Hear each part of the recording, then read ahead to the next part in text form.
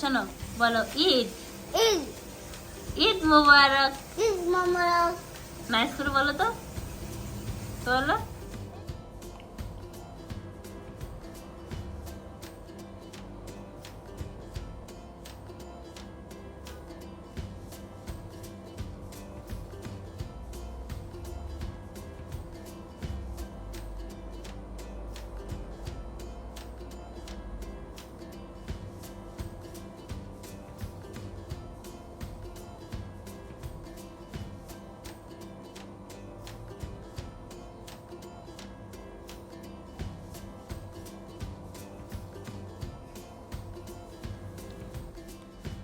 Hello everyone, Eid মুবারক সবাইকে। আশা করি সবাই অনেক ভালো আছেন এবং সবার ঈদ খুব আনন্দে এবং খুব ভালো কাটছে।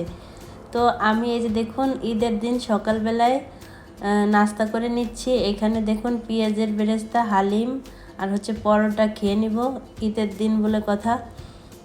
তো এই পাশে হচ্ছে সকাল সকাল কিছু মেহমান আসবে, এই জন্য আমিও তাদের জন্য আলাদা করে নাস্তা দিয়ে দিয়েছি। তো এখানে আমি ঈদ উপলক্ষে কিছু ডেজার্ট আইটেম আর কিছু ঝাল আইটেমও করেছি সকালে। তো সেইগুলো যেহেতু মেহমান আসবে এই জন্য আগে থেকেই রেডি করে রেখেছি, সেই জন্য তারা সহজে খেতে পারে।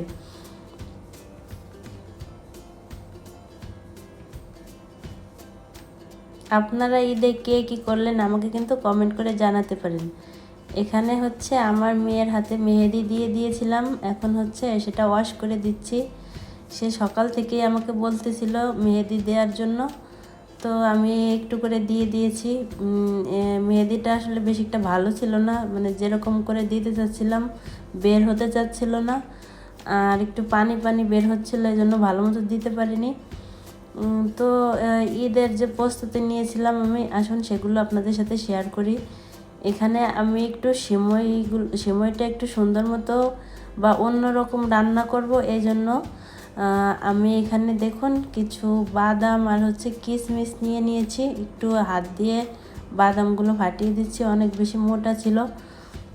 তো সবসময় তো দুধ দিয়ে লাচ্ছা সিমাই ভিজিয়ে খাওয়া হয়, তো এবার একটু অন্যরকমভাবে করার জন্য আমি এখানে দেখুন প্রথমে ঘি নিয়ে নিয়েছি।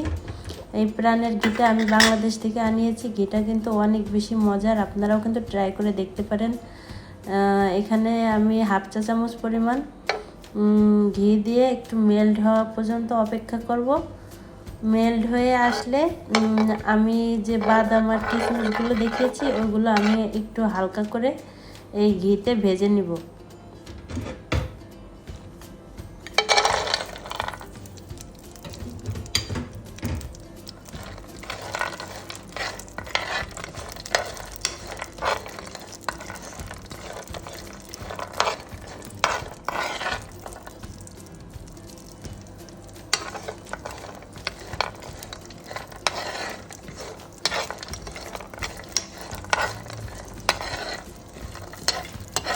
এরকম করে ভেজে নিলে কিন্তু খুব সুন্দর একটি ঘ্রাণ আসে, সিমইটি খেতেও অনেক বেশি মজা হয়, আর কিশমিশ বাদামগুলো আরও বেশি ক্রাঞ্চি হয়ে অনেক বেশি টেস্টি হয়। তো এখন আমি একটু গোল্ডেন ব্রাউন করে বাদামগুলো ভেজে নিচ্ছি, আর চুলার জালটি অবশ্যই নিভুনো আঁচ হতে হবে, নাহলে পুড়ে গেলে কিন্তু আবার খেতে ভালো লাগবে না। তো আমি একটু গোল্ডেন ব্রাউন কালার করে ভেজে একটি বাটিতে এগুলো তুলে নিচ্ছি। দেখুন বাদামগুলো তোলা হয়ে গিয়েছে। এখন আমি এই বনফুলের লাচ্ছা সিমইটি এই প্যানে দিয়ে দিব। যে প্যানে আমি বাদামগুলো ভেজেছিলাম হালকা একটু ঘি আছে, ওই প্যানেই আমি লাচ্ছা সিমই সবগুলো আমি দিয়ে দিচ্ছি। একটু সময় নিয়ে ক্রাঞ্চি করে ভেজে নিব। তো এই পর্যায়ে চুলার আঁচটা কিন্তু একদমই লো ফ্লেমে রাখতে হবে, নাহলে হচ্ছে সিমইগুলো পুড়ে যাবে আর ক্রাঞ্চি ভাবটা থাকবে না বেশি টাইম সহ। একটু সময় নিয়ে ভাজলে 2 থেকে 3 দিন পর্যন্ত কিন্তু সিমই ভালো থাকে। তো এভাবে আমি হচ্ছে 3 থেকে 4 মিনিট একটু ভেজে নিয়েছি। এখন যে বাটিতে আমি সার্ভ করব, দেখুন সেই সার্ভিং ডিশটা আমি নিয়ে নিয়েছি। সার্ভিং ডিশটায় প্রথমে অল্প কিছু লাচ্ছা সিমই দেখতেই পাচ্ছেন বিছিয়ে নিয়েছি। এই পাশে আমি একটু আগেই বলেছিলাম একটু অন্যরকম করে সিমইটা রান্না করব বা তৈরি করব। দেখুন এখানে আমি হুইপ ক্রিম নিয়ে নিয়েছি, পুরো একটা হুইপ ক্রিমই আমি নিয়ে নিয়েছি। হুইপ ক্রিম দিয়ে মাঝখানের কোটিংটা আমি করব। মাঝখানের যে আপনার ভিতরে ক্রিমটা থাকে সেটা আমি হচ্ছে এই হুইপ ক্রিম দিয়ে করে নেব। এটা খুব সহজেই হয়ে যাবে আর খেতেও অনেক বেশি মজার হয়। এই যে দেখুন বাটিতে কিন্তু আমি ভেজে রাখা বাদামগুলো এখানে ঠান্ডা হওয়ার জন্য রেখে দিয়েছি। ঠান্ডা করে নিলেই কিন্তু বেশি ভালো হবে, বেশি মচমচে থাকে বাদামগুলো। এই যে দেখুন এখন হচ্ছে হুইপ ক্রিমটা আমি বিট করে নিচ্ছি। একটু ধৈর্য নিয়ে বেশি টাইম নিয়ে বিট করতে হবে, তাহলে ফোমটা অনেক বেশি ভালো হবে।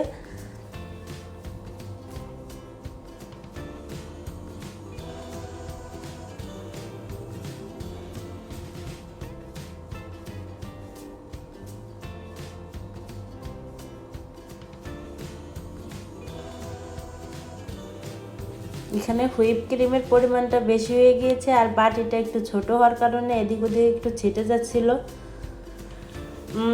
তো যাই হোক, ব্যাপার না। আপনারা এরকম হুইপ ক্রিম যদি তৈরি করেন তাহলে অবশ্যই পরিমাণের থেকে একটু বড় বাটি নিয়ে নেবেন, তাহলে জিনিসটা আরও বেশি ভালো হবে। তো এখানে হচ্ছে প্রিয়া জান্নাত আমাকে সাহায্য করছে।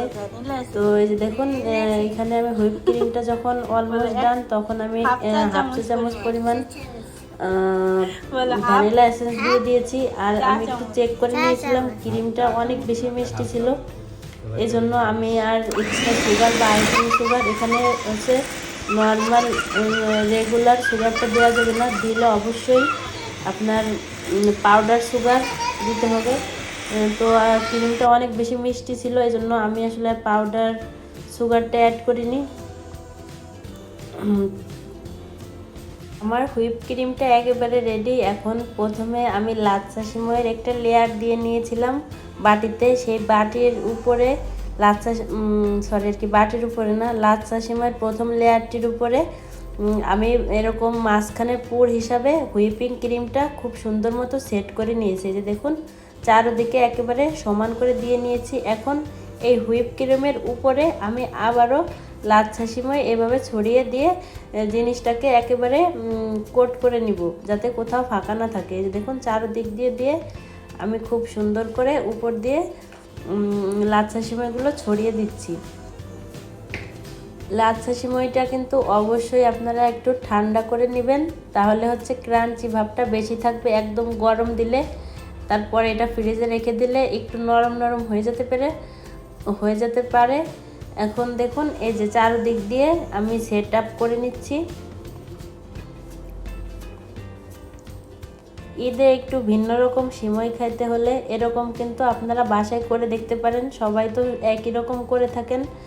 তো এখন এই যে দেখুন এটা হচ্ছে আমার সিমইয়ের সেট আপ ফাইনাল লুক। এখন উপর থেকে প্রথমে যে ভেজে রেখেছিলাম কাজু আর কিশমিশ ঘিতে, সেইগুলো আমি চারদিকে ছড়িয়ে দিচ্ছি। দেখতে কতটা ডেলিশিয়াস এবং লোভনীয় লাগছে দেখুন, আপনারাও বাসায় ট্রাই করতে পারেন, এটা খেতে খুবই মজার হয়।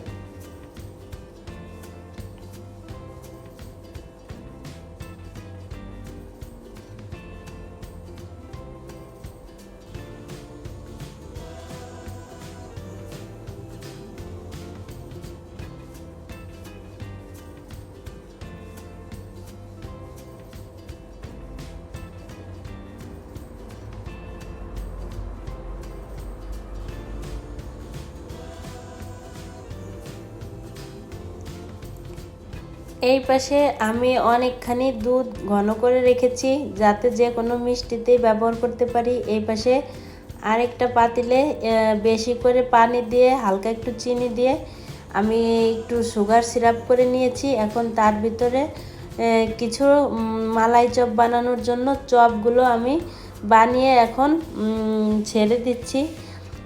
এখন দেখা যাক মিষ্টিগুলো কেমন হয়। আমি ভেবেছিলাম খুব তাড়াহুড়ো করতেছিলাম সব কিছুতে, ভেবেছিলাম হয়তো বা ভালো হবে না। এখন অনেক সময় দেখা যায় অনেক ভালো বা অনেক সময় নিয়ে যেটা করবেন সেটা বেশি ভালো হয় না, আর যখন তাড়াহুড়ো করবেন দেখবেন তাড়াহুড়োর জিনিসটা অনেক বেশি ভালো হয়। তো মিষ্টিগুলো এত ভালো হয়েছিল, পুরো স্পঞ্জি হয়ে ভিতরটা পুরোই সুন্দর ফাঁপা ছিল। আমি তো আসলে এরকমটা হবে এক্সপেক্টই করিনি। দেখুন যখন বানিয়েছিলাম চারপাশে অনেকগুলো ফাটা ফাটা ছিল, ভেবেছিলাম সব বুঝি একেবারে মিলেমিশে একাকার হয়ে যাবে। তো যাই হোক, অনেক সুন্দর হয়েছিল। এই যে দেখতেই পাচ্ছেন কত সুন্দর একেবারে ফুলে গিয়েছে, আর ভিতরটাও কিন্তু খুব বেশি ফাঁপা হয়েছিল। যাক, দেখে ভালো লাগছে। তাড়াহুড়ো করে বানিয়েছি, তাও অনেক বেশি ভালো হয়েছে। তো এখন দেখুন এই যে আমি এই রসগুলো ভালো মতো ছেঁকে এই পাশে যে দুধ ঘন করে রেখেছিলাম তার ভিতরে দিয়ে দিচ্ছি। এভাবেই রেখে সারা রাত যখন ফ্রিজে থাকবে অটোমেটিক চপগুলো মালাইটা চুষে নেবে। তখন খেতে আরও বেশি ভালো লাগবে। মিষ্টি জিনিস ঠান্ডাই খেতে বেশি ভালো লাগে। তো এই পাশে দেখুন আমি রাঁধুনি হালিম মিক্সটা নিয়ে নিয়েছি। এখন আগে আসলে আমি সব কিছু নিজেই মিক্স করে বানাতাম, এখন এত সময় বা ধৈর্য কোনোটিই নেই, এই জন্য একেবারে রেডিমেড নিয়ে আসছি। তো এখন এই যে হালিম বানানোর জন্য কিন্তু পেঁয়াজের বেরেস্তাটা অনেক বেশি জরুরি, বা একদম মানে খুবই মজার হয় পেঁয়াজের বেরেস্তা দিলে উপরে। এই দেখুন আমি এই যে হালিমটা রান্না করছি, তো অনেক বেশি গরম থাকার কারণে ক্যামেরা বারবার ঘোলা হয়ে যাচ্ছিলো, তো ব্যাপার না। হালিমটা এখন রেডি করে নিচ্ছি। মানে একবারে আমি সব রান্না বান্না একবারেই সেরে নিচ্ছিলাম, যাতে পরবর্তী দিন ঈদের দিন আমার কোনো ঝামেলা না হয়। তো এই পাশে হচ্ছে আমি যে গাঢ় করে দুধ ঘন করে রেখেছিলাম, সেইখান থেকে দেখুন আমি হচ্ছে মিষ্টি দই বানাবো। উপরের সরটা আমি এই মিষ্টি দইয়ের ভিতর দিয়ে দিয়েছি। এরপরে যতটুকু থাকবে সেটা দিয়ে আমি পুডিং বানাবো, এই জন্য হচ্ছে সর আমি আগেই দইয়ের ভিতর দিয়ে দিয়েছি। আর সরালা দই খেতে কিন্তু অনেক বেশি মজার হয়। আর পুডিংটা যেহেতু আমি চাকনি দিয়ে ছেঁকে একেবারে ওভেনে বসাবো, এই জন্য তখন কিন্তু সরগুলো ওয়েস্ট হবে। এই জন্য হচ্ছে আমি দইয়ের ভিতরে এই সরগুলো সব দিয়ে নিচ্ছি। তো এখানে আমি টক দই আর এই গাঢ় দুধ একসাথে মিশিয়ে নিয়ে আমি এই যে ওয়ান টাইম এই খাপগুলোর ভিতরে এই যে দেখুন এই যে এরকম এই দইয়ের ঘনত্বটা এরকম হয়েছে, এগুলো আমি এখন এক এক করে দিয়ে নিব। সাথে হচ্ছে আমি এই নিরো ব্র্যান্ডের এই গুঁড়ো দুধও দিয়েছিলাম। যত ঘন হবে তত দইটা খুব সুন্দর বসবে এবং জমবে। তো এখন হচ্ছে আমি এই যে দেখুন সবগুলো ভিতরে যে আমি দইয়ের মিশ্রণটি দিয়ে নিয়েছি, এখন আমি ওভেনে বেক করে নেব। তো এখন এই যে বাকি রয়ে গিয়েছে দেখুন, এখানে আমি ক্যারামেল বানিয়ে নিচ্ছি। এটা দিয়ে হচ্ছে আমি ডিমের পুডিং বানাবো। ক্যারামেলটা কিন্তু খুবই একটি ইম্পর্টেন্ট পুডিংয়ের জন্য। অনবরত নাড়তে হবে যাতে পুড়ে না যায়। এই সাইডে হচ্ছে আমি ডিমগুলো ভালো মতো মিশিয়ে নিব। আর আগে থেকে দুধ একবারেই বেশি করে জাল দিয়ে নিয়েছি, যাতে আমি সব কাজে ব্যবহার করতে পারি। বারবার দুধ জাল করে নেওয়া কিন্তু সম্ভব না, এই জন্য অনেকগুলো মিষ্টি আইটেম বানালে আপনারাও চেষ্টা করবেন বেশি করে দুধ জাল দিয়ে রেখে সব কাজে ব্যবহার করতে। আমি দেখুন পুডিং বানিয়েছি, দই বানিয়েছি, আর হচ্ছে মালাই চাপ, সবই কিন্তু একবারে দুধ জাল দিয়ে ঘন করে নিয়েছি। এরপরে আমি সব কাজে ব্যবহার করেছি। তো ক্যারামেলটি আমি একটি সার্ভিং ডিশে ঢেলে এভাবে ঠান্ডা হওয়ার জন্য রেখে দিয়েছি। এটা সেট হয়ে আসলে আমি হচ্ছে এগের যে মিশ্রণটি তৈরি করেছি সেটা হচ্ছে আমি এখন এই ক্যারামেলের উপরে ঢেলে দিব। তো এই এখন হচ্ছে ক্যামেরাম্যান আমার মেয়ে বলেছি তাকে ধরতে, এই জন্য বারবার নড়ে চড়ে যাচ্ছে। তো ব্যাপার না, ক্যামেরাটাও ঠিকমতো ধরতে পারিনি, ছোট মানুষ। তো এরকম একটি ছাঁকনির সাহায্যে আমি হচ্ছে এগ আর মিল্কের যে মিশ্রণটি ওটি ঢেলে নিব। এভাবে করে নিলে দেখুন ওই যে এক্সট্রা যে ডিম বা দুধের সর থাকে সেগুলো ছাঁকনিতে থাকে গেলে পুডিংটা খুবই স্মুথ হয়। এখানে ছোট একটাও বসিয়েছি, কারণ বানানোর সাথে সাথে আছে আমার মেয়ের লাগবে, এই জন্য ওকে দেওয়ার জন্য ওইটা বানিয়েছি। এখানে এই যে দেখুন এই দইটা, এই ইয়োগার্টটা দিয়ে হচ্ছে আমি মিষ্টি দই বানিয়েছি এবং বুড়হানি বানানোর প্ল্যান আছে। চলুন আরেকটু কোরবানির দিকে যাওয়া যাক। এই যে এইগুলো হচ্ছে ইটালিতে আমরা জবাই করেছিলাম। এই যে দেখুন এই ছাগলগুলো, এটা হচ্ছে আমাদের ইটালিতে আমরা দিয়েছি কোরবানি। আর হচ্ছে দেশে আমার বাবার বাড়ি শ্বশুর বাড়ি দুই জায়গাতেই কোরবানি হয়েছে এবং আমাদের বিদেশের মাটিতে হয়েছে আলহামদুলিল্লাহ। সব কিছুই খুব ভালোভাবে হচ্ছে। একদিন আগে হয় আমাদের ঈদ ইটালিতে, আর হচ্ছে বাংলাদেশে একদিন পরে। তো খামার থেকে খাসিগুলো জবাই করে এই যে আস্তে আস্তে পিস করে বাসায় নিয়ে আসছে। এখন মাংসগুলো বানাবে। ওইখানে আসলে সেরকম পানির ব্যবস্থা ছিল না, এই জন্য বাসায় নিয়ে আসতে চামড়া ছুলে নাড়ি বুড়ি ফেলে দিয়ে বাসায় নিয়ে আসছে। এখন বাসায় বসে মাংসগুলো কাটা হবে।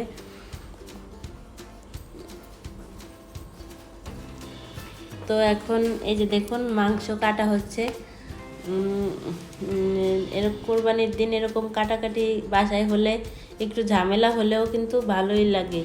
দেখা যায় যে পরে অনেকক্ষণ সময় নিয়ে ক্লিন করতে হয়েছে, তো ব্যাপার না, বছরে একটা দিন ভালোই লাগে।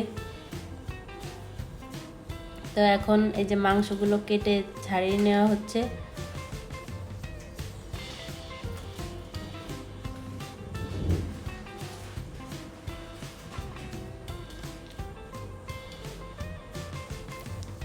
আজকে আমার এই ভিডিও যদি ভালো লেগে থাকে, আপনারা যদি আমার চ্যানেলে কেউ নতুন হয়ে থাকেন, তাহলে অবশ্যই কিন্তু আমার ইউটিউব চ্যানেলটি সাবস্ক্রাইব করে একটি লাইক করে দিবেন। তো এই যে দেখুন হাড্ডি কাটাকাটি চলছে, মাংস কাটাকাটি চলছে। তো এখান থেকে আমি কিছু পরিমাণ মাংস নিয়ে আগে রান্না বসিয়ে দিয়েছি, নাহলে সব শেষ করে রান্না বসাতে বসাতে দেখা যাবে রাত হয়ে যাবে। এমনিতেই অনেক দেরি হয়ে গিয়েছে। মাংসগুলো নিয়ে আসার পরে দেশেও একটু ফোন দিয়ে কথা বলা হয়েছে। মাংস কাটাকাটি করে দেখুন এই যে এই সাইডে হচ্ছে আমি রান্না বসিয়ে দিয়েছি। বড় একটি পাতিল ভরে রান্না বসিয়ে দিয়েছি। কুরবানির দিন হচ্ছে শুধু মাংস খেতেই মজা। আমি এই জন্য নাস্তা আইটেম বা মিষ্টি আইটেমটাই বেশি করেছি, ঝাল কোনো আইটেম সেরকম করিনি। জানি শুধু কুরবানির দিন টাটকা মাংসটাই খাওয়া হবে, এই জন্য আসলে শুধু মাংস আর সাদাবাতি করেছিলাম। ওই পাশে রান্না চলছে, এই পাশে হচ্ছে কাটাকাটি চলছে। একটু ঝামেলা হলেও কিন্তু এটাই আনন্দ। পরে ক্লিন করতে অনেক সময় লেগেছিল, তো ব্যাপার না, এই আর কি। তো চলুন আপনাদের মানে আমাদের দেশের বাড়িতে শ্বশুর বাড়ি বা বাবার বাড়ি গরুগুলো দেখাই, যেগুলো কুরবানি হয়েছে। এই যে দেখুন প্রথমে যেটা দেখাবো এটা হচ্ছে আমার শ্বশুর বাড়ির গরু। এটা কিনেছে কোরবানি করার জন্য। গরুটা খুবই সুন্দর। আর এই একই রকম গরু আরেকটা গরু হচ্ছে দেখুন এরকম কালো আর লালচে কালারের, আমাদের বাড়িতেও কিনেছে, না আমার বাবার বাড়ি। তো আলহামদুলিল্লাহ সব কিছু খুব ভালো মতো গিয়েছে। তো এরপরে দেখুন আমাদের হচ্ছে খাওয়া দাওয়া কাটাকাটি ক্লিন আপ সব শেষ করে বেরোতে বেরোতে 7টা বেজে গিয়েছিল। ঈদের দিন, তাও ভাবলাম কোথাও একটু বের হই, নাহলে ভালো লাগবে না। তো আমাদের বাসার কাছে খুব সুন্দর একটি প্লেস আছে, এখানে আমরা চলে আসছি। তো এইটা হচ্ছে আমি ডিটেলসে এখন দেখাতে গেলে ভিডিওটি হচ্ছে অনেক বড় হয়ে গিয়েছে। আর এইটা যে কত সুন্দর জায়গা, আমি এর পরবর্তী ভিডিওতে ডিটেলসে সব দেখাবো। আশা করি আপনারা পরবর্তী ভিডিওটিও দেখবেন। পরবর্তী ভিডিওটি কিন্তু খুব বেশি ইন্টারেস্টিং হতে যাচ্ছে, এবং এমন সুন্দর সুন্দর কিছু জায়গা দেখাবো যেটা মানে না দেখলে পুরো মিস হয়ে যাবে। তো আশা করি আপনাদের সবার কাছে আজকের ভিডিওটি ভালো লেগেছে। দেখা হচ্ছে পরবর্তী ভিডিওতে, সেই পর্যন্ত সবাই ভালো থাকবেন। আল্লাহ হাফেজ।